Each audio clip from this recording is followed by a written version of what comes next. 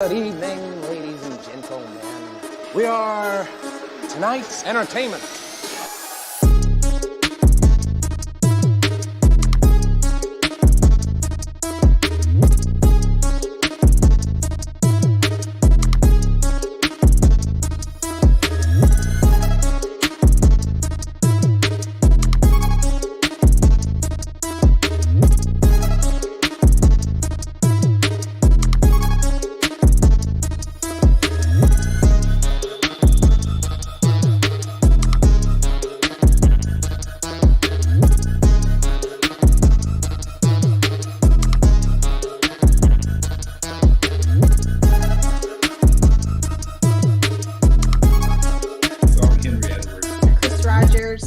I'm currently serving as the 19th Air Force Command Chief. Jessica Player. Joe Bass here. Excited to be with the Unpopular Celebrities. I'm Tish, and a lot of people call me PJ, founder of Life of a Military Child. Andy Gilbert. I'm CE by trade, but I'm everybody's Aaron. Christy Wiener, and I'm an aviation resource manager by trade. I am just like Andy, and I'm a people leader. You don't have to be an airman, but let's just go. My name is Caitlin Jones Martin, and I'm a Master Sergeant in the Air Force. I'm Paul Mendoza, 5th degree Master Black Belt in Shotokan Karate, 3rd degree Black Belt in Gracie Brazilian Jiu-Jitsu. Staff Sergeant Darian Donald, all Air Force basketball legend. Y'all know him as the Fired Up Chief. We know him as the Fired Up Chief. Some know him as Chief Juan Lewis. Oh, hero, I'm doing fine. But first of all, man, let me go ahead and throw a little love, man. That little introduction y'all had was dope, man. I'm Hope Skibitsky. I am the Command Chief of the Air Force Installation Mission Support Center. Without further ado, retired Senior Master Sergeant Jason Holloman, if we can get long-time listener, first-time caller. You know, I appreciate what you guys are doing, and I listen to every episode. Chief Blaze and Chief KC. First name Noel, last name Pius. First Sergeant, part of the Diamond family. What's going on? Landell Brown, these two unpopular celebrities. I'm Tara Opalowski. Angela Baker Creary, author, clothing designer, executive producer. Carlos Baker, been doing it for 15 years. Like feature films, short films, music videos, the whole nine. CMSgt retired, Luz Hollis. Hello, now it's just Miss Tara Opalowski. Right, so my name is Shelton Pinckney, but I go by Combat Kid. Unpopular Celebrities, I was like, okay, like I love to be on words, but like when I started to hear and see what you all are doing, like I love it. And I love it because you all are not afraid to talk about things that we need to be talking about. Thank you for allowing me to come on your guys' platform. I appreciate the love, man. I appreciate the jokes, the energy. This was awesome, man. So this was good to kind of have that refreshing conversation with two very intelligent individuals. So thank y'all for that. Thank you guys, Mike and Pete, for having us on here. I love you both. Appreciate y'all and what y'all are doing. Unpopular Celebrities. Thank you both for allowing us to tell our story and talk about our book. Thank you guys for having me, Dominic. You know I love you, man. You've been always a big part of my family. So, man, I'm really proud of seeing what you're doing in your life, and I'm just happy to see you doing stuff, man. All right, PQ and Big Bike, man. First of all, let me offer my sincere appreciation for having me on the show, man. You guys do what you love what you do, and keep putting your message out there with the show because your message right there is inspiring, man. I enjoyed this podcast, and you know what? You guys exceeded my expectations, man, because the one thing I told y'all, like, hey, man, don't waste my time. Let's keep it real. I appreciate y'all for having me on here, man. It's a good experience. This is like my first time, like, actually on, like, a Facebook Live type thing. Like, it's dope. I appreciate y'all hitting me up, man. Some great conversations. I definitely watch y'all's episodes, man. So anytime, man, y'all want me to jump on, hit me up, and I'm always down. Keep doing what y'all doing, though, man. It's entirely my privilege. I really appreciate you guys having me out. It was a ton of fun. Pete, Mike, always a pleasure, man. The way you guys have ascended in your programming, man. This is always a great venue to talk about anything, whatever you want, and it's no holds barred. I love it, man. Appreciate it. Keep doing what y'all doing. Unpopular Celebrities. Gotcha.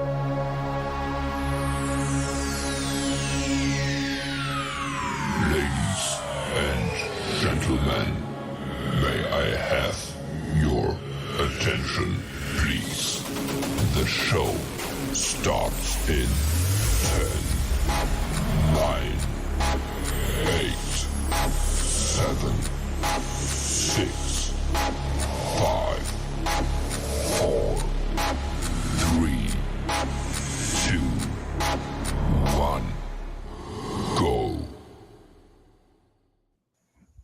Yo, what's up, man? Oh, Chief, let me take you off real quick. Hold on, I messed that up. What up? That was a super long intro. Hey, you know what? Things are going good. Things are going good. Yeah. Keep on the Hey, for the audience, so this is your boy's third time engineering. So I did pretty good, but I didn't hide our special guest. So I know y'all like, yo, what happened to him? We'll get to him in a second. You know how the programming goes. So P, how was your weekend, man? It was good. First of all, this is a record that we're setting with the most people in this podcast right now. So God dang. Sign off with your name so we know who's up in here. Yes, I see you in here. Nick Jack, I know you're getting ready for the beatdown. We already got people on here. I don't even recognize it. It's saying Chief Blaze, one of the favorites, one of my favorites as well. My boy Dale up in here. Look, Dale's new name is Chick-fil-A Dale. We went to go watch the ASU Colorado game yesterday, and we were a little late, but shout out to Dale because he came through with the parking. But Dale wanted to stop at Chick-fil-A before we went there. So we missed the first probably like 5 minutes or so of the game. We were looking for parking. It was crazy. It was crazy. It was so many people out there. Yeah, I'm a little disappointed. You know, my ASU team didn't follow through. You know, that whoever that safety was is trash. We should have won that game, but it's all good. Shout out to Prime Time and all the bandwagon hopping fans that are Colorado fans out there. You got a W. Congratulations. Yeah. So look, we got 22 people in here, maybe more, 26 people in here. Man, we're gonna keep going up. We know why we're in here. They know why we're in here. So I really appreciate everybody in here. Chime off with your name so we know who's all in the building. That would really be helpful. Yes, and before we bring him on, if you got any questions you want to fire off at him, please put it in the comments. But we're not going to have you guys wait any longer. So our special guest on Unpopular Celebrities Day is one of the greats in the Air Force. You know him, I know him. One of my favorites, one of yours, Chief Master Sergeant, aka Blazier. Welcome to the building. What's up, y'all? Yeah. Yo, where's your reactions at? Why I gotta put my reactions on? Yo, man, look at all these people in here. Pete was saying this like a record. So many people on in the beginning of the show, bro. It's almost like they were waiting standing room only to see you, man. You see, I think they tuned in to see if you get it right this time. You know what I mean?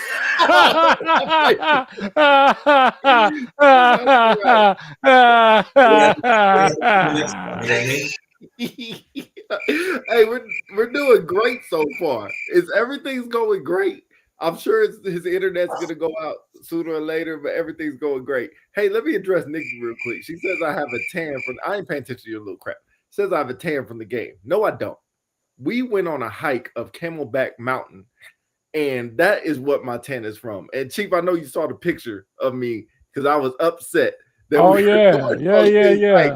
So that is what my tan is from, because we went on an hour rock mountain climbing episode, but we made it to the top. We made it back down. I will say, all in all, it was a great experience. I've never really been on hiking like that. I was on hands and knees, crawling up rocks. That's where my tan is from. And it's Arizona. Hey, yo, I want to try to see. Blaze, give me 1 second, man. I want to see if I can pull up this dude picture. Chief, I was upset. Like, it was I won't do it. I won't do it. Hey, don't bother me, I'll put it up myself. I'll save it for the end of the show. Okay. But I want to hold people up. So, Blaze, how you doing, bro? Man, I'm doing wonderful, man. I'm blessed. I appreciate the invite, big time. You know, obviously, big supporters of you guys and all you do. It was pretty cool, man, to see the intro, man, the body of work. And it's pretty cool. You know, you reminded me of second time on the show. I would always rather be anywhere with my brother KC, but shout out, much love to KC and to all y'all. So really blessed to be on. Man, that's what's up. Good. I see you rocking the UPC shirt. Appreciate that. Yeah, so we got that at AFSA. We were at AFSA, I was handing out the merch, and we got another good picture of us, the UPC squad on the back. And man, so I'm really blessed and appreciate not only to know you, but Yeah, there you go. Yeah.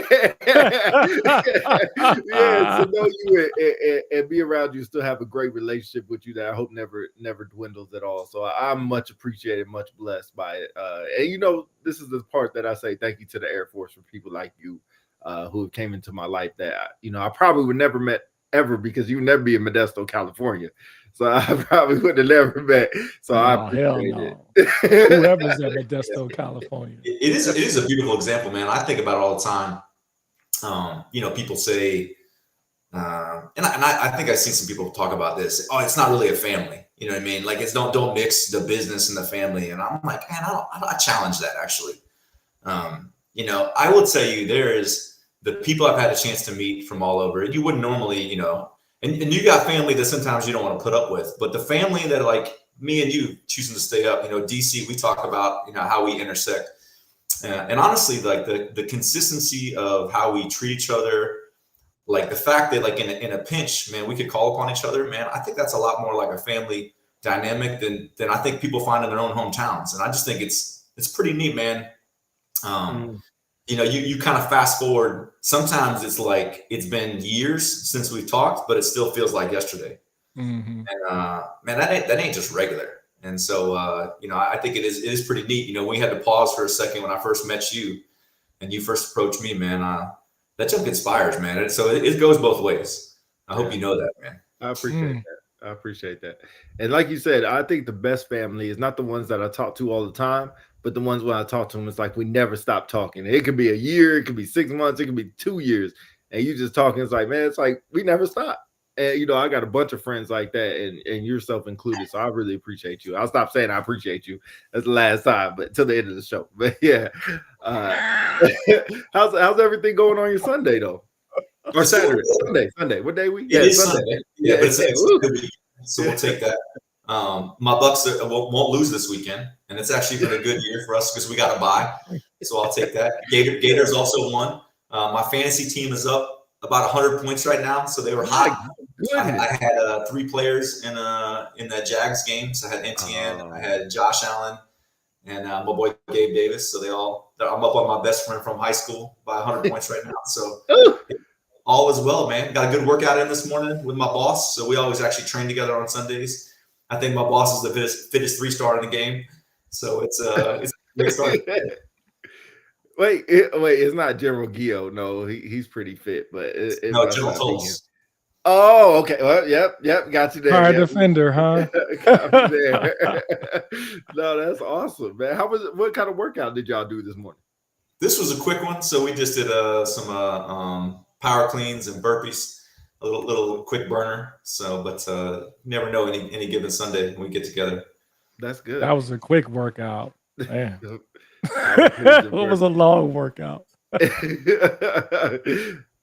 Yo, Blaze, so thanks for being on here, man. Especially, you know, you didn't take it personal since, you know, the Birds beat your team a couple of weeks back. So thank you for accepting the invite, you know. No, man. It's all good, man. I think you got to earn it. So it ain't like that. I'm a big Jalen Hurts fan, man. That dude. That's what's up. Great leadership. That's right. Yeah. That's right. Take note, folks in the audience. Blaze is a big Jalen Hurts fan. Shout out to you. He gets so happy anytime he say anything positive about one member of the Eagles. All of a sudden, that's right. That's He's not right. a fan. He's not a fan of the team. The team is still trash. But we can like individual people on the team. Anyway, so Blaze, I know everybody in the audience knows you, but for those who don't, tell us a little bit about yourself. Yeah. So Stefan Blazier from Tampa, Florida area. So, you know, lifelong Bucks fan, creamsicle days and everything. Been in the Air Force for 25 years now. That's crazy for me to, you know, think about. But man, just a blessing to still be around. And I would say every enlistment was never easy, but you know, I'm definitely glad that it you know, it's still a choice to be here.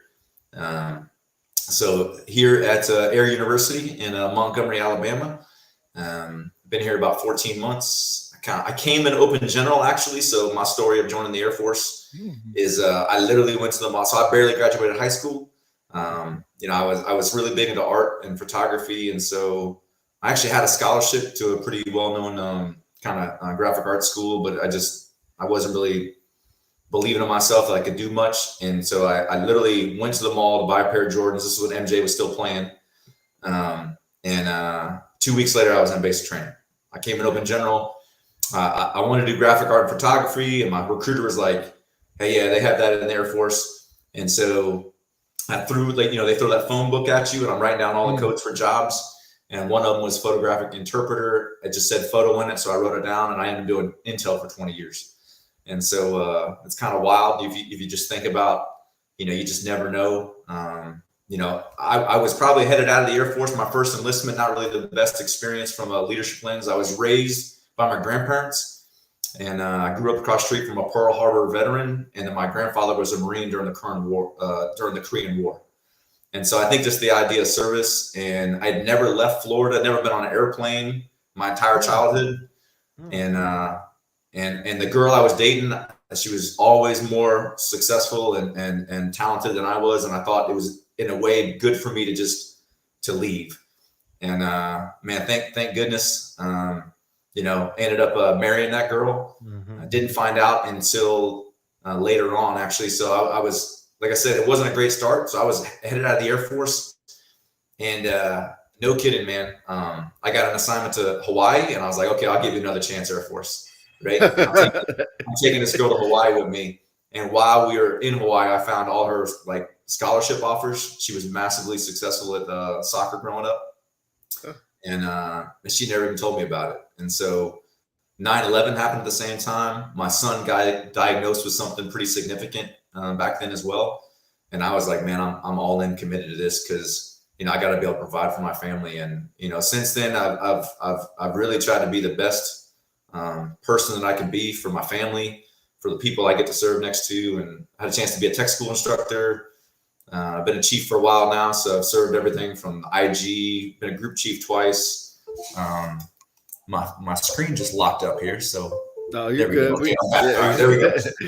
Yeah, and had a chance to be a command chief a couple times, and then the job prior to this one, I was had a chance to serve with the team doing force development in the Pentagon. So that's kind of in a nutshell, man.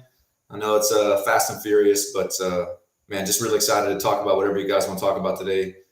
Game on. I know that you guys keep it nothing but real and 100 on here. So yeah. So I got a question right off the bat. Open general, and you come in Intel. Yeah, that's a unique story right there as a whole, because usually it's services and security forces open general. That's really about it. How did it go for Intel? And then what was your first day like, showing up to tech school or the job at your first base? What was that like? Yeah, man. So when I was when I came back from filling out all the jobs, I remember my senior airman kid was my MTI, and I come back from filling out all the stuff, and he asked, "Hey, who's open general in here?" And I raised my hand. He goes, "You're all gonna be cops." And I was like, "Wait a second, man! Like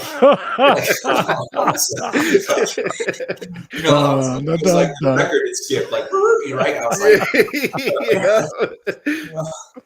and so I really didn't even know when they handed me the job. Like, I had forgot I even put it on the form. And so, I graduated BMT. I loaded me on a bus, and I didn't know where we were even going. And then they dropped me off, and the doors popped open, and I step off at Goodfellow Air Force Base, and they said, "Welcome to Intel training." And I mean, I was just like shocked by it. That's kind of how it started. But the cool thing was the military gave me structure, and I needed that, right? It gave me something to strive for. And our tech school was actually 6 months long, and I got to work with it was combined with the Marine Corps at the time. So we had Marine Corps NCOs who were like our class leaders, and man, I just kind of I really, really enjoyed it right away, the structure. And then Beale Air Force Base was my first duty station. Oh wow! Yeah. Okay. Which I told my wife, I was thinking like palm trees and beaches. Shoot. At Beale, like California, I was thinking Baywatch. And that is not what happened. Yeah. That's pretty. Oh, yo, Blaze, you could have had the beret on, the highly coveted, highly sought after, rarely seen beret. You could have wore it. Well, I got nothing but love for defenders, because I had a chance when I was at 37 Training Wing. We had the 341st. So shout out to our military. Yes, sir. Yes, sir. Yeah.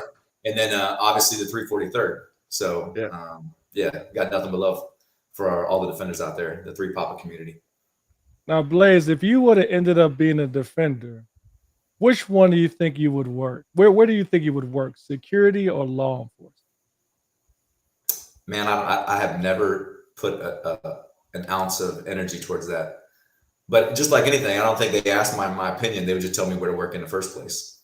Yeah, pretty much. Pretty much. No, that's good. I think we have some questions dialed up for you. Chief, go ahead and ask one of your questions before I steal them.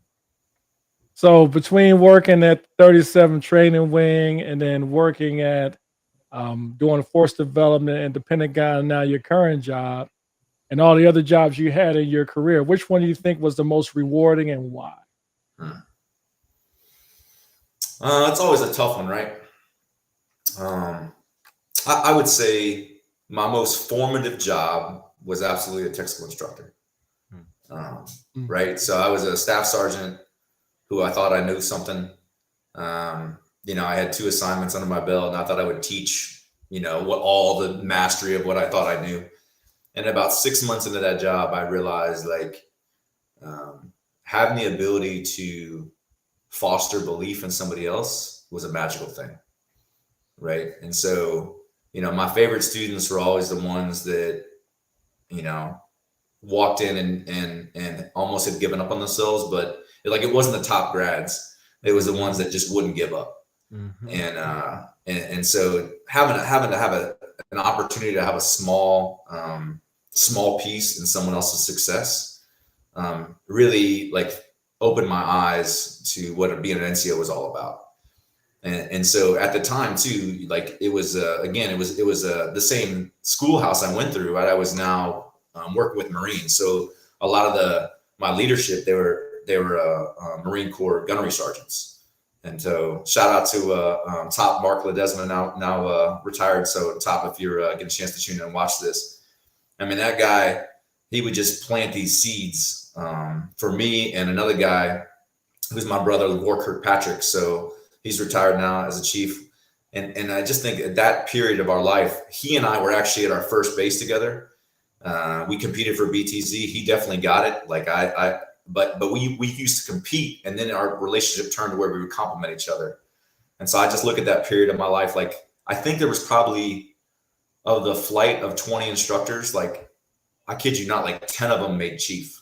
And that doesn't mean like, but just the level in which they pushed each other and how we always expected more about ourselves. It was just, I would say, is the most rewarding period because it really framed, I think, the person I am today. So I appreciate that, and especially about the tech school piece with you know, not just focusing on the shiny pennies, but you know, everybody, because the pennies are easier when they're shining, and diamonds, and you can go with all these analogies of finding that and walking towards that. A quick question: do you think, in your opinion, are leaders made or are they born? And then I got a follow up right behind that. I would say they're developed. Okay, right? so I don't think you're born and destined to be a leader. Like, I don't think it's that at all. I think it's because leadership to me is an action. It's a choice. You know, it's not a position. It's taking someone, right? It's influencing a group to go to a better destination. And so I think it's kind of a false dichotomy to say one or the other. I think certainly you have to be credible. You have to have walked the walk a little bit yourself. But then it has to always be focused on, you know, what you then do to then help another group and to serve in whatever is asked of you. So before we get to the questions, to follow up that, who in your circle or when did you start getting developed to the leader that you are today? Yeah, this is where I think I'm blessed that I would have self-sabotaged many times along the way. And so like the guys I was telling you, like, no kidding, like War Kirkpatrick, like this guy, you know, we were peers. So we promoted in every single year group our entire career. But he knew that I wasn't doing the things I needed to do to make myself successful because I didn't think I was worthy or good enough, and he would never let me give up on myself, to the point where, I kid you not, man, he wrote quarterly rewards packages for me. Wow. Like we were the same grade. Hey, you don't find that no more. No, man. And he also went in and because when I was a tech school instructor, so you know about this too. I had to get my practicum done, like my CCF degree, so I could teach. Right. And I wasn't going to school. It is hilarious to me, right? I'm the Area University Command Chief, and I was not a school guy. No. And so I wasn't going to school, and so he was noticing that if I didn't get my stuff done, that I'd be kicked off podium. And he went into the Ed Center and signed me up, right? Like black guy, like grew up in New York, like impersonated me at the Ed Center and signed me up, man, for classes. And so like, I just think I've had several people who, and KC Castile is another guy. He would constantly like make me like say, hey, no, man, like this is the time to buckle down. Like I just been very blessed, man, to have people alongside me. I think you never know what you see. Well, all of us need that encouragement and support at any time. And so I would say there's a list of people who I would say, but those are just a couple of them. Awesome. Chief, Hey, so you've been in for 24 years. Like, what keeps you going? Someone asked that in the chat. I'll pull it up. But I got it already. Years, I'm one step ahead of you as usual. 25 years. I'm sorry. Yeah, don't deny me that 1 year. I think, man, it's for me, it's just the opportunity to help.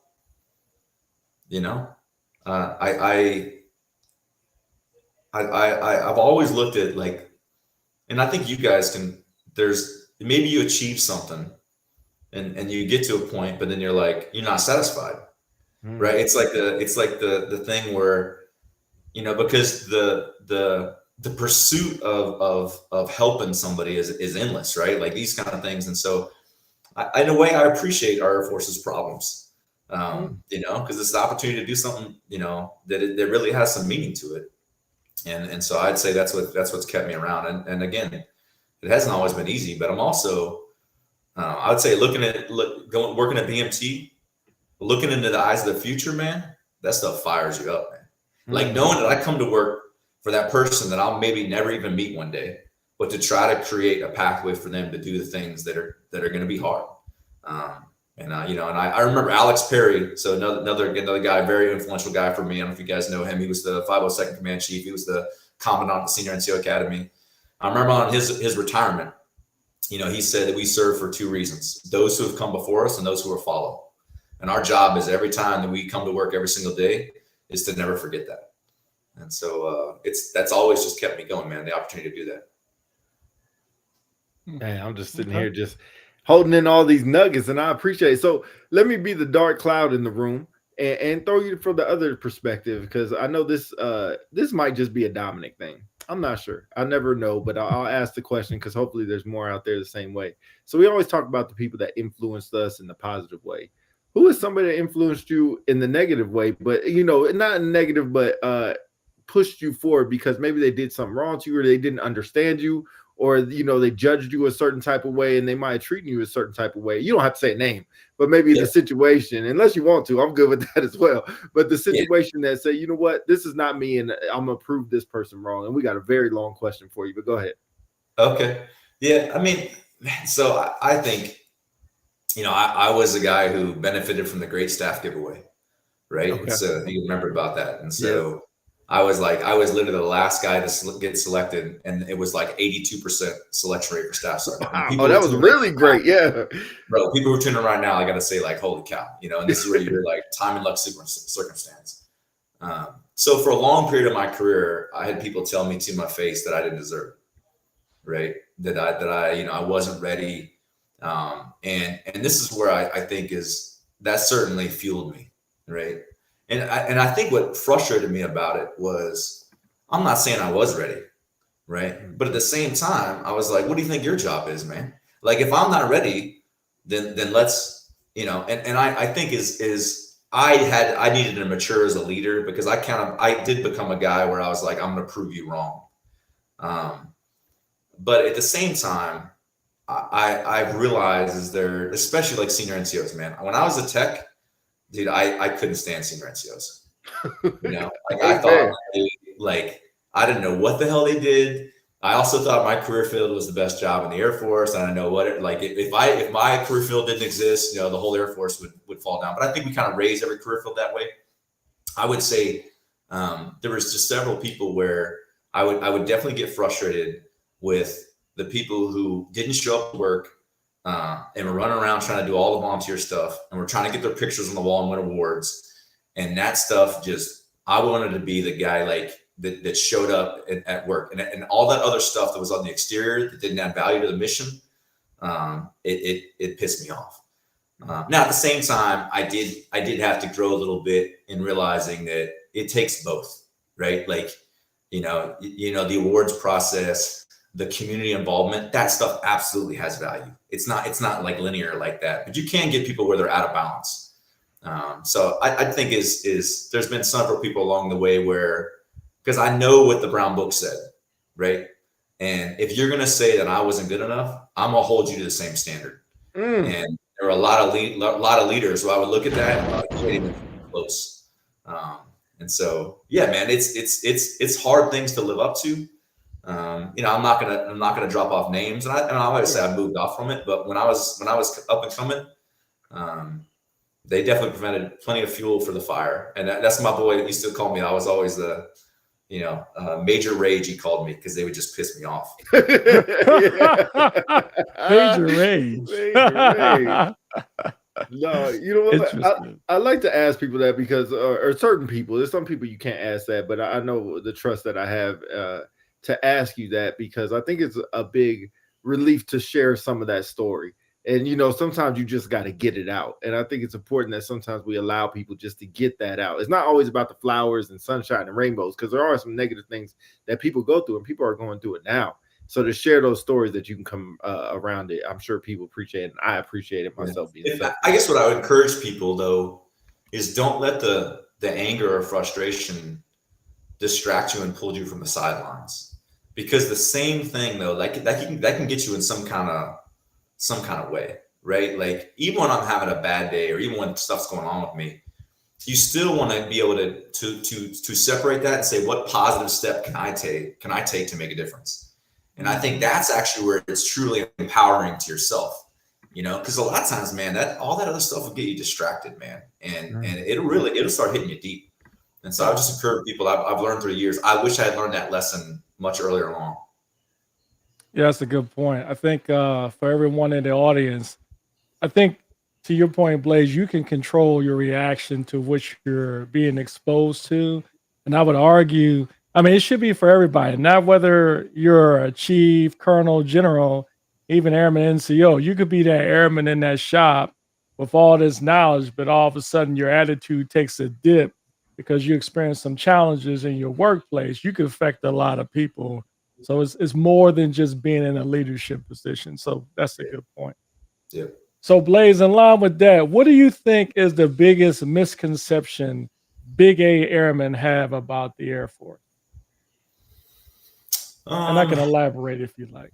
Yeah, I think, if you want to go ahead and elaborate a little more, you're saying. So like case in point, I think Pete mentioned it earlier when we were in the, I guess I would call it the green room. We were prepping for the show. Like case in point, a lot of airmen seem to think like, oh, leadership doesn't care about quality of life stuff. They're pumping money into this initiative and this initiative, or senior NCOs are all about themselves and not airmen. So what do you think in your experience is that one of the biggest misconceptions about the Air Force that people may have, or airmen? Well, I think I used to always kind of pause a little bit when we say the Air Force, right? Like, well, what is that? Like, what is that thing? Like, people get mad at the Air Force. And it really is made up, and I think is all of us in the positions we hold, like, we represent the brand, right? So the credibility of the brand is only based on what airmen see in us. And so I think I wish that I could share the view or the experiences I've had from the Air Force. This is why it's like you wish you could take every airman to AFSA and see the Air Force from that lens and be like, oh, wow, like they are getting after these tough problems, right? They are. Wow, I didn't, you know what I mean? Like, you wish you had a chance to like talk to CMSgt or General Brown and be like, oh, they do care about the same things I'm getting after, right? And I think we make very strong opinions about glimpses of things. We see people in their worst moments, And so I think it certainly is a case to where, you know, a first bad experience for an airman can definitely taint. They might say, hey, I'm walking away from this. Right? This isn't worthy of me. Like I've lost faith in it. But what I've realized is like, man, our values, the things I would say we actually are reinvigorating our NCO and our senior NCO Corps to all remind ourselves what it's about. I think we did lose ourselves a little bit with careerism in some ways. The instead of looking at it, no matter where you look in the team, that rank isn't about value, right? Like rank is responsibility. And so I think is when people say, you know, the Air Force, I wish we actually taught what the Air Force was early on to airmen. It's right now, you really only get to figure out what the Air Force is when you're much later on in your career. And some of that is because we have pride in our career fields, but it kind of is at the cost of the rest of the Air Force, right? Like everybody else kind of becomes the bad guy. You know, like your job, for example, man. I mean, I wish people got to understand the challenges, the complications of that job. Like it's crazy. Like, I know you got a double applause for that. And so I think some people have to realize you can have, you know, it's a valid problem, but it's just not that simple. And the only way we're actually gonna get after it is one, we got to be operating like mutual respect for each other. But then also working together, I think much more than kind of that we do right now. And so I don't know if I answered your question at all, but I would say is that I wish we had a chance to kind of people play positions on the field and never get to see how the whole team works together. But that's much different than maybe what you're asking, and people doing what they need to do on the team. Those are different things. Blaze, say what you said again about people playing on the same field. Say that one more time. Yeah, like I mean, we're all kind of we don't actually come together in the huddle, right? We're all running different parts of the playbook, but we never actually get to zoom out and see how we run that play in unison, you know. And so when you say the Air Force, it's like when you meet if you were to meet somebody, like let's say somebody outside the military, and you're on the plane, you're traveling somewhere, and they said, "Oh, you're in the Air Force. What do you do? What does that mean?" They largely will start talking about only their career field. Very few people can actually describe what the Air Force does. And that's just how we develop airmen. And I think we've got to change that so we can actually evaluate for the joint force and for America. Damn. Yeah, that was good. Yeah, I'm about to steal that one. That was good. And you know what's funny? As soon as you said it, I started victimizing myself. Like, damn, I'm a victim to the same thing. Because I can talk about my career field all day. Yeah. But it's honestly like that's how we've developed airmen, though. You know what I mean? So in a way, because we don't know how it all fits together, we get frustrated with it. Yeah. Dang, that was really good. That was really good. Yeah, I would even say like, so I'm curious, like, what's your thoughts on MCA? Now, here's the reason: multi-capable airmen. So here's the reason why I asked. In IMSC's portfolio, we're doing different things to try to, like, you know, prepare for the future, combat training sites, things of that nature. We keep pumping MCA, but some of the feedback I hear in the field is trying to get other, like, special functions to think outside of their own wheelhouse and think about the whole in the Air Force. In other words, for me being a cop, it's more, I have to think outside of being a defender. I got to think logistics, engineering, things of that nature. But I think one of the obstacles is what you were just talking about, is for folks to just think strictly, or they think strictly about their own AFSC. What do you think? Yeah, I'll ask you guys this question, right? So, you know, we've probably all heard every Marine is a rifleman, right? So they have a core. It's also like if you work with the Navy, they train for like core responsibilities. Firefighters. Ships are out, right? But if I was to ask you, every airman is a blank, what would you say? Individual. I mean, like, what do you think, DC? I would say two answers. I would say the straight answer would be what Pete said, my career field. But how it should be is every airman either is an airman or every airman is air power. That's what I would say. Okay.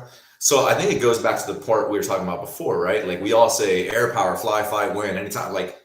But like if an airman isn't connected to that air power, like how they deliver that play, you know, like and how they deliver that effect, it's hard to, it just sounds like a bumper sticker thing. You know what I mean?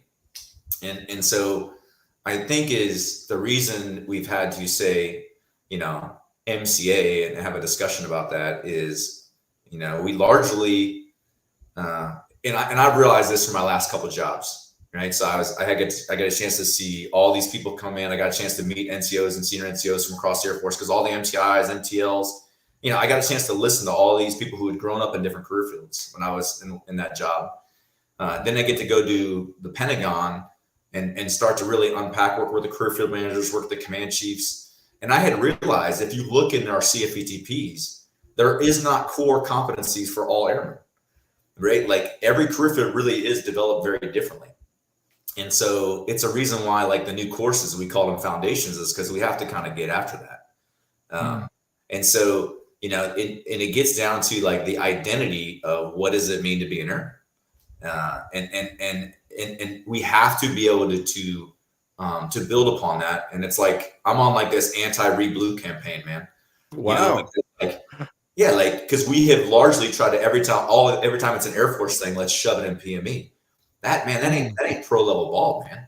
You know, like you can't build teams that work together. So we say MCA because we're literally getting people to, you know, like just for the sake of the broadcast, you guys get this. You guys know ammo, right?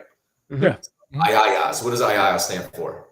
Dang, I heard that before, but I can't. I know what it is. It's like if you ain't ammo, you ain't what? Yeah, you ain't. Oh yeah. I had been in an ALS graduation where someone was an ammo and was yelling that in some grandma's face, right? Like in a public forum. And the point is, you can have personal pride in what you do, but you got to realize, like, we had built these walls between career fields to where, like, we need people to be able to, like, you're much more than what's on your CERF. You're much more than what's in your CFETP, and we all know that. We haven't been exercising it. We haven't been actually like, and this is, I think, because we grew up in an Air Force that was largely compliance driven. Like we all know what that was about, and it wasn't necessarily about the mission or the effect or the capabilities we need to generate as a team. And those teams go beyond like the functional communities. And so I think that's the big push for MCA is for us to take a hard look at ourselves and start to understand that more. Absolutely. Let me get to a couple of these questions. One is really long, so I'm gonna get to this one first, and you can answer a 5-part question. So we'll go one part at a time.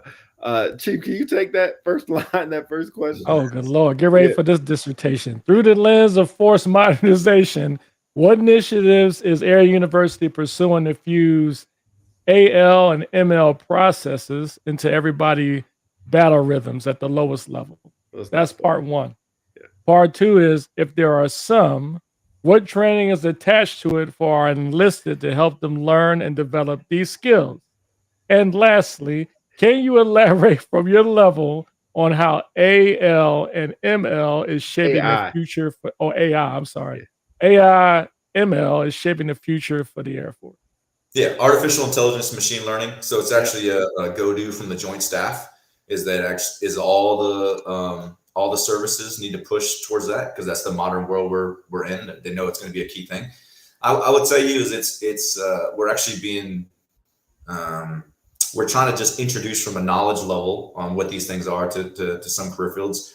The Cybercom Command SCL, so Chief Master Sergeant Kenny Bruce, I would say he's definitely he and I have talked a lot about digital literacy and the need to do that. You know, just like anything is, you can't take something that's that complex and then just throw the whole thing at a workforce of hundreds of thousands. You know, you got to build a foundational layer first and then progress from that. And so I would still say while we know that we need to do that, I would still say we're definitely leaning more on the cyber career field to develop some of that acumen, but then trying to figure out a baseline of what it is for everybody. So I don't have a strong, like, here's phase 1, phase 2, phase 3. we're trying to be deliberate about how we do that. I will tell you the CMSAF is definitely pushing us from Air University to increase digital literacy, and we're partnering with 2nd Air Force. So there's a good baseline in basic training on that. As far as courses that are out there are actually some really good stuff I would share with you guys on Digital University. So if you didn't know that, you guys can log into Digital University, and there's several courses that airmen can take on demand for that. But it's not one thing that I would say is a core requirement out there just yet for every airman to learn. Man, look at you tackle that answer like you knew it was coming. I was like, oh man, this is gonna trip him up. I wouldn't, I would say I wouldn't be satisfied with that answer too, because I still look at it as we have a lot more work to do on that side, and I think we haven't been addressing it. That's kind of where we do need to modernize quite a bit. The CMSAF talks about this though. She said there's some career fields that probably need to go away, and there's some career fields that haven't even been stood up yet. I would say in that domain, that's absolutely one of the areas where we need to have people who have more of a breadth of expertise. And if we're not going to develop a career field for it, I would say we need to have definitely SEIs and attributes for those people who just happen to have the talent out in the force, so we can talent manage them the right way. So I'm huge into AI, and what's your kind of just personal perspective on AI? Have you used it at all, or besides just ChatGPT, that's the number one thing. I'm about to say, yeah. But is there anything else because I'm a big component of it, but I really feel like sometimes it just makes me dumber. Like I'm not learning.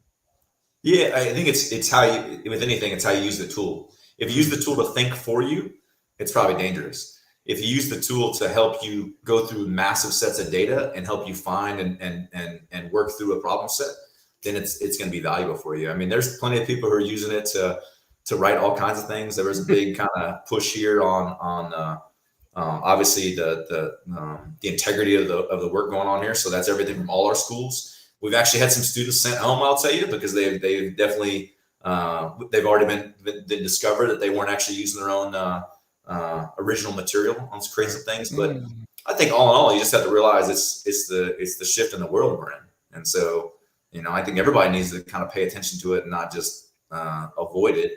But it's definitely a powerful tool. It's one of those things in the warfighting scenarios. I think it's only going to get more and more of a potential for a threat, and it's why as a government we look at it, we got to have a human in the loop, because if you don't have a human in the loop, the machine is all about the scoring that it does, right? So it can get pretty scary when you start to see some of these scenarios that they do on it. But I think is that we should only need to learn more and more about it. I would say we can't avoid it, because it's just the world we're in now. And right. ChatGPT was really that kind of tipping point that you see it's affecting like everything. Yeah. Some people use, just like anything, like you said, is how you use it, how you use the tool. Dale Brown asks, which assignment gave you the hardest challenge, and how did you overcome it? And I'll take it not from a chief's perspective, but maybe airman NCO perspective. Yeah, definitely the chief of force development in the Pentagon. Definitely the hardest job. Like, one, there was multiple things. It was during telework, right? So we were everybody always said you get things done in the Pentagon over a cup of coffee, where you couldn't meet in the Pentagon. The challenge of, the question the CMSAF threw at us was, hey, develop the 2030 force now. Well, holy crap. Like, okay, how do we do that? Also understanding that the pressure to kind of move on it, and we had to figure out, okay, how do we be deliberate about this to make choices with it, but also be sensitive to it. Is it 2030? Like, I'm not going to be in the Air Force. Right. And so how do we overcome that? We realized, like, we need to capture the voice of who this is going to affect. And then we needed to build teams so we could sense on some things. But it was definitely a grind, man. Like, it was definitely the hardest thing for me personally, professionally. I briefed more SESs and general officers than I ever had to make sure that I was prepared for that, to learn how to do, everything from staffing things in the Pentagon, all the different kind of career fields and all that stuff. It was a big challenge. But honestly, I think it just got through it from, you'd have a rough day. You'd have to learn fast, and then don't give up, and then always do it as a team. I was blessed to work with Dee Mosley, Jason Andrews, just some phenomenal people. And so I think you always get through it by leaning on the team and the people around you. And so That's what I would encourage everybody. It's always a worthy cause, and just keep working at it. So working at force development between the different tiers, we know there was quite a lot of commentary going around the enterprise about trying to refocus our efforts on leadership and supervision. Out of the tiers, Airman NCO, Senior NCO tier, and so forth, where do you guys felt needed the most attention as far as like getting back to the basics? Man, I'd say we debated this one actually quite a bit. We were like, hey, do you start with the senior NCOs, right? Do you start with the NCOs? We definitely had realized that if the strength of our military is the NCOs, it really was probably the biggest group we needed to focus on. But we had to create a dynamic too, where, I remember we kind of lost ourselves where the senior NCOs, and I don't think it was anything intentional, but it was probably a product of the promotion system we created, where you had people where some people were right there up to the point they were competitive, and another person would enter the promotion pool and then leapfrog them. Right? It was going on for several years. And so you just had a very mixed bag of experiences, and it just it was very uneven. And what we realized too is we never really developed people at the point of the tier progression. So when you became an NCO, it was largely like, hey man, congratulations, here's a stripe, and you just went back to your desk. Like we never actually formally entered you into hey, this is what's expected of you, and now I'm going to develop you in this tier. And we kind of did the same thing at the NCO level and the senior NCO level. I think we chose the NCO. That's why Prep in the Line was focused on that supervisor level first. Is because and when you talk about the Air Force to everybody is usually their supervisor and one level up. And so if my supervisor is doing things that are, expected of them, and then that next level up, then life's usually pretty good. And so we realized we had to really focus on, I would say, more supervisor development. And we thought that would feed into making them great NCOs. And then, those people become senior NCOs kind of down the line. So we really tried to focus on the NCO level first, but at the same time, we were invigorating the senior NCO Academy was also, I think, the lead agent on what they were doing on the joint force lens, on being more strategic oriented. So we're trying to not just look at it at one point at the same time. And I think most importantly, I would say, is we had to figure out how to operationalize development out at the base and unit level, because that was an absolute pickup game. So what could we do to create more structure and tools that weren't just like throwing random training at people, but actually give good quality content, so that the senior NCOs were actually armed with what was good to then support the development of the NCOs. That's a really good answer. That was really Good good. stuff. Let me change up the thing from the military. On Saturday, Sunday, if you weren't on the show right now, where do I find Chief Blaze at? What do I find him doing? Man, taking a nap. I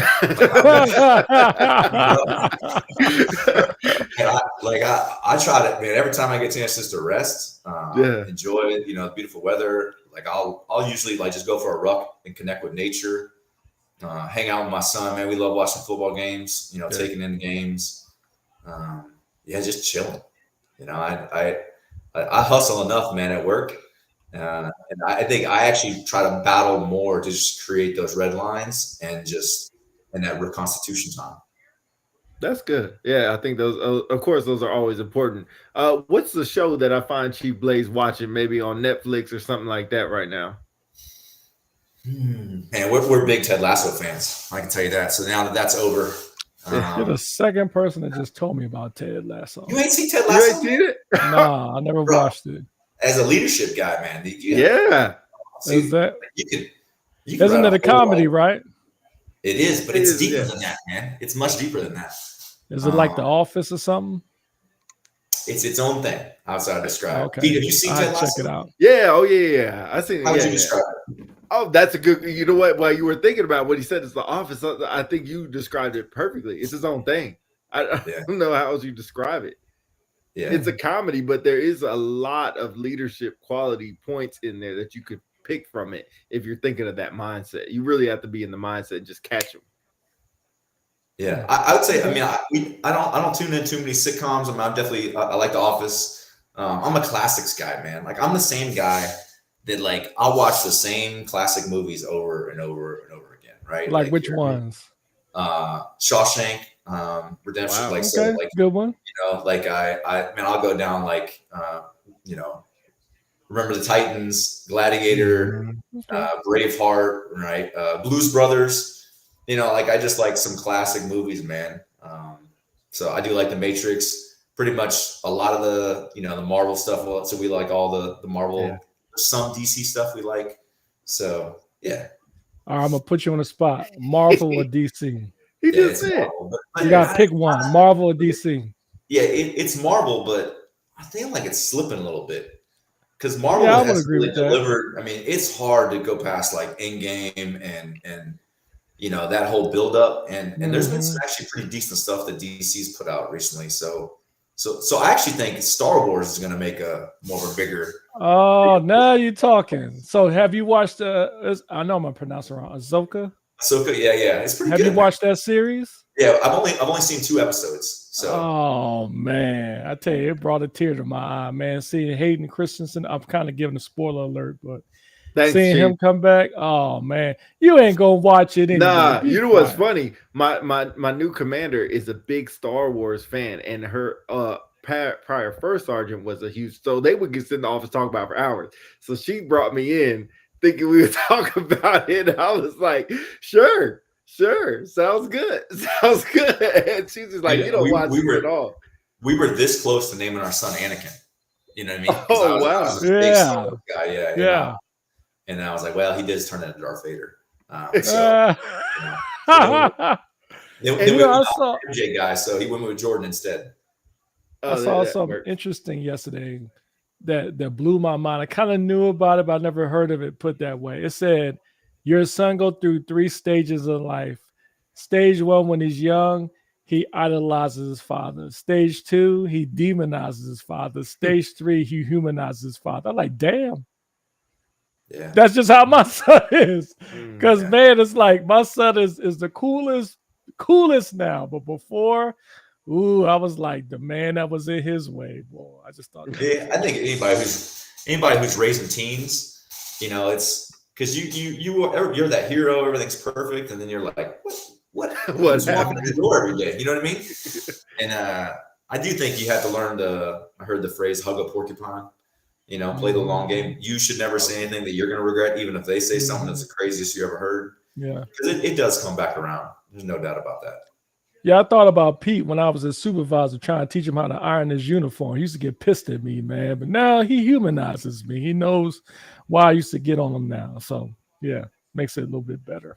So you know what's funny? When I was a kid from California, we ironed everything. I used to iron money. I ironed my drawers. I ironed everything. So I was really good at ironing. I just needed somebody to tell me it was okay to iron. And then I think the trick of everything, he showed me what stay flow was. Oh, man. I was a stay flow guy too. Yeah, that changed my whole life. Hang that thing up on its own. You know what I mean? Yeah. Yeah, that changed my life. Truth be told, that was your secondary weapon as a cop, your crease. There's only there's 5-10% of people tuning in have any idea what we're talking about. I know, right? 100% right. Stay flow isn't made anymore, but yeah, picture your heavily starched again. That's kind of what it equals to. Hey, what are you guys thinking about? Are you guys seeing more blues wear out in your formations? Discussion on PT testing, standards, all that kind of stuff. How you feeling about all that? Pete, I'll let you go first. You said blues. The new, are you guys seeing people wearing blues more? Or? Oh heck no, we're still you only wear blues when you're in trouble type of thing. Even ALS graduations have went to lunchtime things. I think the only graduation I remember blues is probably senior and CO induction, if you call that graduation, and that's more of a mess dress thing. And then Air Force ball, more of a mess dress thing. So I'll be honest, where I'm at, I'm only seeing blues when you're in trouble. Was that different when you were in, when you first came in? Yeah. So when I first came in, and chief members, we had wear blues while we were working. It sucked too, man. It sucked. I think we had Blues Monday or Blues Friday, whatever the whole base. And when I said the whole base participated, cops were sitting there with LE belts Mondays. on. Yeah, LE belts on. The Ribbons only getting thing you ripped could off do, your shirt. yeah, the only thing you could do was wear your BDU boots. So that was the only change you could have. Right. But, yeah, I remember that. But when the whole base participated, the whole base. So yeah, complete. I would go out a limb and say 40% of the base, maybe right now, and pick a base, would have their blues ready at the drop of a dime. I'd say 40%. Because we just don't do it. We just don't utilize it. Yeah. I know you guys brought that back in the AU, right? Is same thing with PT tests. You guys do mock PT tests. Yeah, man. We're actually in the military down here. Yeah. So we just had somebody come back from senior in COA, and they were talking about get your blues ready, make sure your blues, and you're gonna have a mock PT test. And Chief, I'm glad you weren't in the room when that conversation happened, but it was just different, a different conversation. What do you mean? It's just the change. If anybody gets changed rapidly and they think they're going to senior and COA tomorrow, and so it's like, man, now I got to do this mock PT test, and why do I got to wear my blues and all this stuff? I'm there to learn, not to look good, and I'm there. What happens if I fail a mock? What are they going to do to me? And so I can't win an award. I'm just going to fail it on purpose. I mean, it just goes. The whole gamut goes along. So yeah. DC, what about you, man? Obviously, the majority of my formation is mostly civilian, but I haven't seen like a huge uptick in folks wearing service dress outside the norm. Different events and stuff like day-to-day wear. I haven't seen it, but it has been quite a lot of chatter about body composition and PT tests too. And I would say probably in the positive.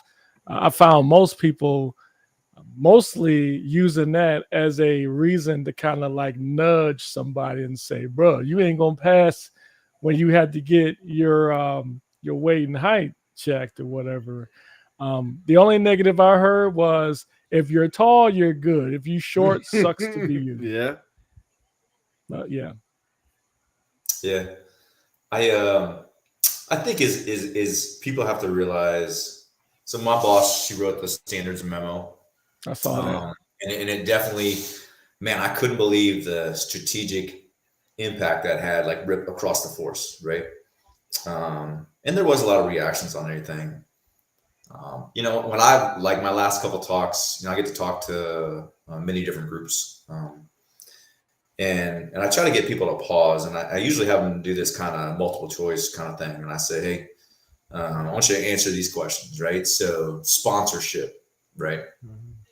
So if you were to grade sponsorship 1 to 10 in your organizations, 1 being low, 10 being high, how would you grade sponsorship in your organization? And then I go to like, feedback. How would you grade the quality of feedback? Timely, relevant, and then I'll say respect. Like, how would you grade respect? How you're treated, how you're like, and then I'll have them stand up, right? And I'll say, hey, if you're in like 1 to 4, you stand up. If you're in, 7 to 10, you stand up, and you get to see kind of the different levels. And it is painful, right? When you see like, now I will say respect, actually more people stand up on the positive spectrum. So I'm like, hey man, that's good. That's a good feedback point that people actually feel respect. Not everybody. But the sponsorship and the feedback, dude, there's probably 40% of the room who's like 4 and below. Mm-hmm. So then I always pause right there and I say, well, what about that standard, right? Like those are things that happen underneath our control that you need no memo to go out on to tell, because everybody knows what we should be doing, but it's what we actually do. And I think on all this, man, there was a time and place in our military where that the level of that standard was higher, and it's just gradually been eroding. And so I think with all of this, my son, we started wearing blues here actually on the Air Force birthday at our headquarters, just our headquarters building. And I came home from work that day, and my son, no kidding, saw me. He goes, "Oh, we're on Blues on Monday again?" He said, "About damn time." My son said that. You know what I mean? Because he hadn't seen it in so long. But it was actually really neat is the people at work, man, just the pride they had in service. And the civilians love seeing us in our blue uniforms too. And they hadn't seen it in a long time. And this is where I actually think it gets us connecting with the American public too. You know, when you're out in a blue uniform and they see that, you know, it's just kind of symbolic of other things. It's more than just, you know, checking your ribbons and all that kind of stuff. And so, yeah, man, I think it's for everybody to take a look at what looks right for their formations. But we should never be like, to your point, you originally said, it ain't about us being in trouble, man. You should be proud to wear the cloth. And you should have it ready to rock, man. That's just a general, like, personal discipline kind of thing. Yeah. Only thing I would say to that, Blaze, is I think when you say like when we talk about standards, like everything you just mentioned, like having your blues ready, wearing them outside normally, outside of going to a special event, there's nothing that says a squadron or supervisor can't mandate. They don't need to have to tell them that. You know what I mean? Like case in point, if you say, back in the day, I hate to say back in the day, they'd be like, hey, on Mondays, everyone's going to come to guard mount in a service dress uniform, and we will inspect them. You send troops to ALS, NCOA, and the first sergeant or the chief would make them come in before they go over there to do a blues inspection. Just like you said, now they're checking blues and PME. So there's nothing that says they have to wait. But I think, I wonder, and I'm curious to hear your thoughts too, because Tony Bostic put it up there, which was interesting. He says, if we are being real, standards are changing because what was once right is, I can't see them. It's not. On it. Yeah, thank you. So that being said, there are some folks that feel like, or they assume that it's big Air Force that has caused the shift in standards, whereas there's another group that says, well, it's us individually. And I have my own thoughts as to why that may be, but anyway, curious to hear your thoughts. Yeah, I mean, I think there is a case where what was old school is still good school, right? You know, and it ain't about anything other than, I mean, if you expect this somebody in basic training, it's not like that's the only time we hold the line on a standard. And again, I would just go back to, it's a lot more. I understand that we have to reestablish the standard sometimes.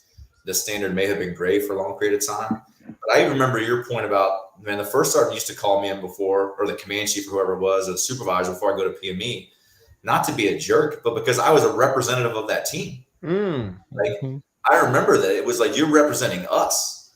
You know what I mean? And there was a lot of times they would just check you just to say, hey, like, just to make sure you were kind of good to go. And it wasn't even a big deal back then. You know, but also it was a common practice to the point where the supervisor was usually involved with you up to that to make sure you were good. And I remember my supervisors would give me ribbons and stuff. Like I didn't have the stuff.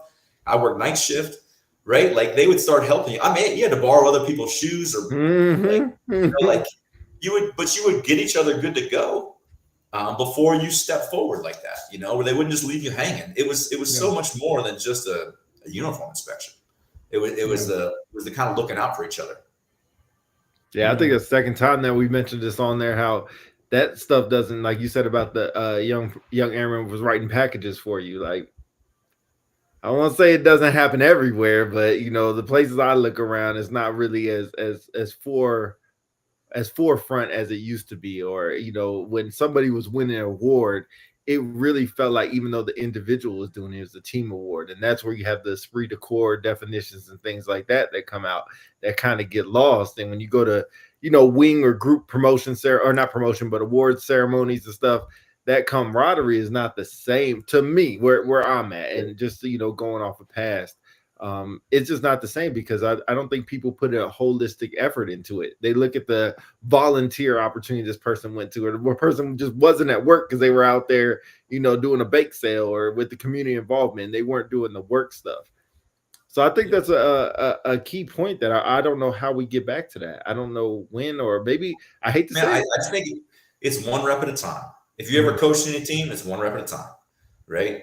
And I think we got to be able to stand by the things. Hey, we do this.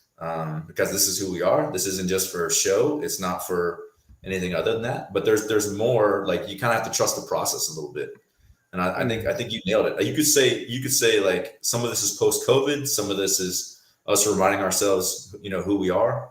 But I've really appreciated how people responded, at the end of the day, because you could say there's gripes out there, but if you pay attention to a lot of those gripes, that person's not where they need to be, and you can let them work through that emotion a little bit. But I've appreciated. I think, like, I've definitely seen, time we were talking about before, NCOs and senior NCOs. Man, they're stepping forward and I think doing some really, really positive things right now. Absolutely. Yeah, that's a good point. I don't think that gets talked about enough. There are quite a few squadrons and groups of senior NCOs that's actually getting after this, trying to not only ensure standards are enforced, but they're making sure that the airmen understand why we have standards too. I think a lot of narrative about, because you mentioned earlier civilians, right? How the civilians perceive the military, which I think is very important. And I wanted to bring that question up before we got off to you, but before I do, just to finish this point, is that when civilians look at the military, they expect a certain thing. They expect us to be disciplined. They expect us to be professional.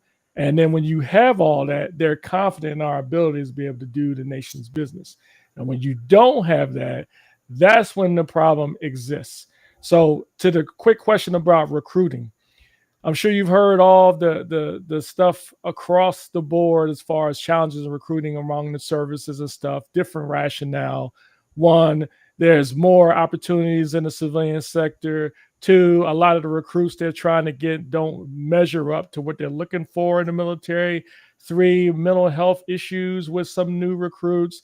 And then four, just the fear of getting potentially hurt in another conflict. And then five, the perception of the military based on previous engagements, such as Operation Iraqi Freedom, Operation Enduring Freedom. So my personal feeling, I think the other thing I would add to that is the perception of the country in general. I think you have a large amount of Gen Zers that may see the country in a different light. Back in the day, we used to do the Pledge of Allegiance in class and things of that nature, talk about the benefits of service. I would almost argue today some of that is lost, not all. And I'm not one, because my son is serving in the armed forces, but we had a discussion last week with a recruiter, and there are some folks who are in the military that's telling their family not to join the military for different reasons. So just curious to hear what your thoughts are. That's a lot to that, man. Right. So, this is where you guys take permission to keep it real on here, right? Oh, so, yes.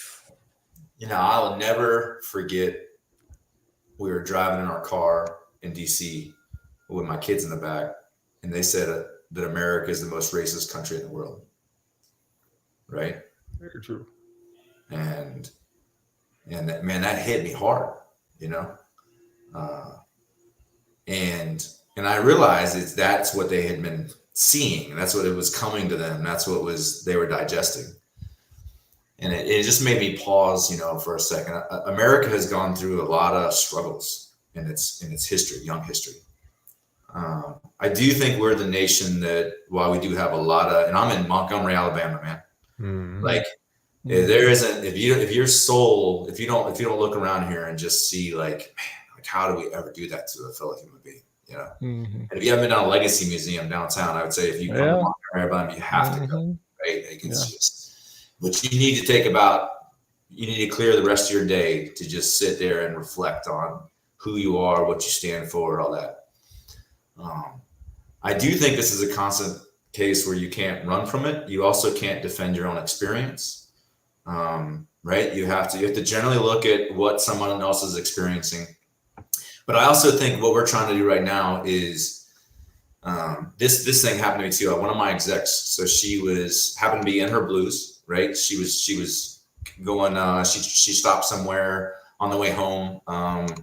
But I think just whatever it is, it prompted somebody, like it was a young teenager to, she's also another young lady, and asked her a question. She's like, "Oh, you're in the Air Force." She's like, yeah. And so she can ask you a question. the first thing she asked her is, "Have you been sexually assaulted?" Holy shit! Right, and so that was the first. You're in there. Are you in the Air Force? Have you been sexually assaulted? Was the second question. And or have you had to face sexual harassment? And you know, she responded in a way. She's like, "Hey, I have been around and experienced, you know, harassment in the Air Force." She said, "But I would say it's a fraction and doesn't compare to what I faced before I came in." And she said, "Actually, when it happened to me in the Air Force, I had more people take a stand to exterminate it and to have my back than I ever had before I came on this team." You know, but in that moment, right? Like, you think about it. You know, that staff sergeant was a recruiter, was a representative to the entire service to that person. And so I think is that, and I think a lot of people have talked about this, is we have to be able to tell our own stories than have all these other narratives out there that talk about what it means to be one of us and what we stand for. And even though there's plenty of stuff that's happened in our history that we're not proud of, we're also motivated. You know, I mean, you and I, we all look different on this cast right now too, right? Like, I think we're a lot more committed to that common positive future than working against each other on that. And so, and there's a lot, you know, to your question. I think, you know, certainly the algorithms online, they spew a lot more, they feed on a lot more emotion and hate and anger that are on people. Like, it's why I try to not really be online as much anymore. At the same time, I have to, as a leader, you know, you can't, you try to be a light in the dark, right? You realize that a lot of leaders have gone before you, have stood up in those spaces. And so I just think is that we have to not run from this. We have to move toward it. We have to be active. We have to be visible. And at the end of the day, it's like leadership 101. We have to be the example. You know, well said. No matter where I'm sorry. No matter where we are. No, that's well said, Blaze. I like what you said about telling our own story, because I think, to your point, all of the commentary online, different social media talking about challenges recruiting in the military and the country in general, I think there's not enough positive commentary out there for people telling their stories. You said earlier, how you what drove you to join the Air Force and to bring you to this point today. There's a lot of things the Air Force has done for people. Some have saved their life in some cases and gave them a better life. And we don't talk about that enough. And the military is more than just access to education and medical care, retirement. It is a way for folks to, in a way, find themselves and see the potential within. I would argue there's probably a lot of folks in the higher levels of leadership, whether they be an enlisted officer, maybe even GS employee, where the Air Force has really turned them around and had them see their potential and to be able to benefit the country in general. So I appreciate you saying that. Yeah, man, I think that's beautifully said. And I think it's interesting. It actually ties to the conversation we were having before about standards. Yeah. Right. I mean, it's 100% of just the way that we operate it separates us. And if you just commit yourself to it, it will help you discover the person, then you'll unlock the potential that you just didn't know. You said commit. I love that. Spot on. Yeah. I like that. I think what Tony Bostic said was pretty funny and true at the same time. I need to have an anti-military page. Like, every time they put something up, we put something else up that's positive right behind it. I mean, I think that'd be really good. Try to even it out a little bit. I agree. I mean, that's just like the Airman NCO page, man. You know, I kind of threw them a shot at APSA one year, and they have gotten better. They put out some good stuff from time to time.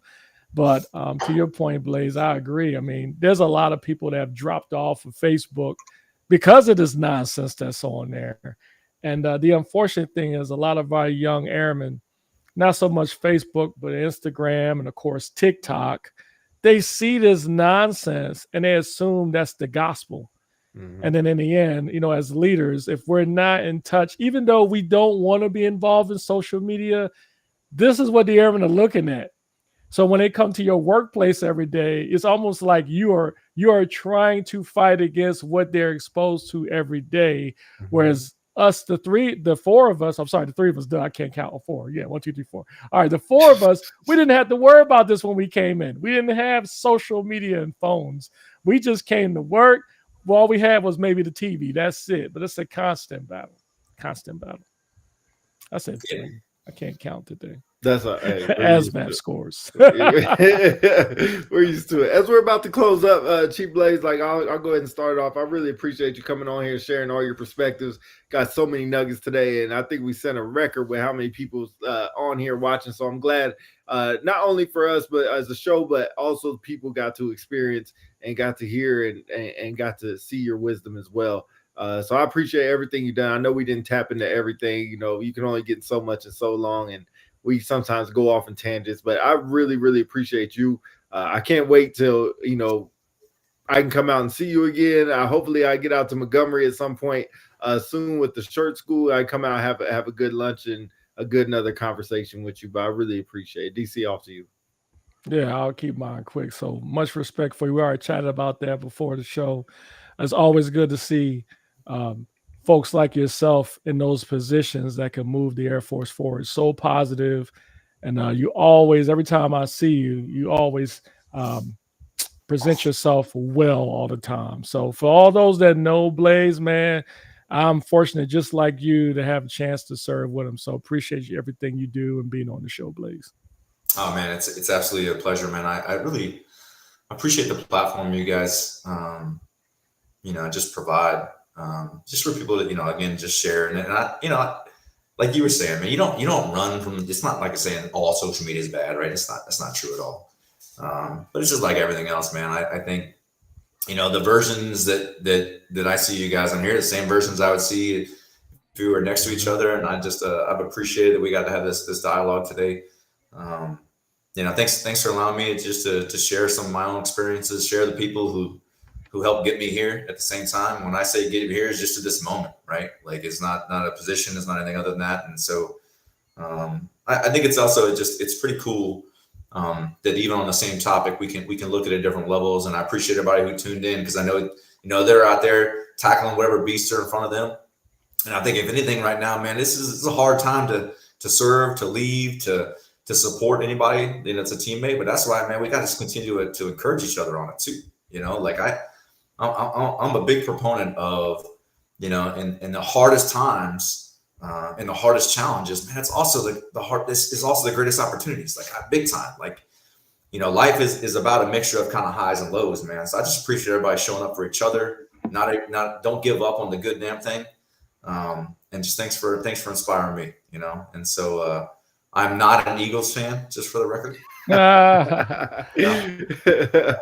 Go Eagles. Also, go Phillies. We in the championship, Major League Baseball championship. It's not even so the Phillies championship. It's the playoffs. It's not even First of all, nobody ain't talking to you. I'm talking to the audience, man. Don't make me push you. You know what I mean? Yo, how about that? So, like I was saying, go Eagles, go Phillies. See y'all in the World Series and eventually in the Super Bowl. I guess I should bring him back. Oh, there he is. Yeah, he get himself out. Appreciate but anyway, we thank you for everybody for listening. Appreciate it. Every Sunday, Unpopular Celebrities, like, share, subscribe. You feel like donating, we got the little ticker down at the bottom, or just send us a text. We will see you again next Sunday. Same bad time, same bad channel. Unpopular Celebrities, we out. Peace.